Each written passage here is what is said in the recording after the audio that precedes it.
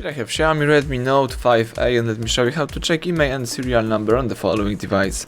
So at the very beginning, let's start by using your home screen. Let's choose the phone icon right here. Then let's use the secret code. Let's input the *#06#. As you can see, the IMEI number just pops up in front of you, so you can read this information, or you can simply tap OK to close the window. Now let's go back to the home screen. Here you have to find and select the settings, and let me show you the second way of checking IMEI and serial number. Let's scroll down to the bottom of the list, and here you have to choose About Phone.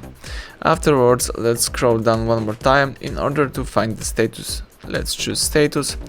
Here you have to scroll down to find the serial number. This is the serial number of the Xiaomi, or you can choose IMEI information right here and read the IMEI number of your device.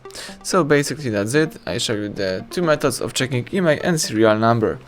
Thank you for watching. Please subscribe our channel and leave thumbs up under the video.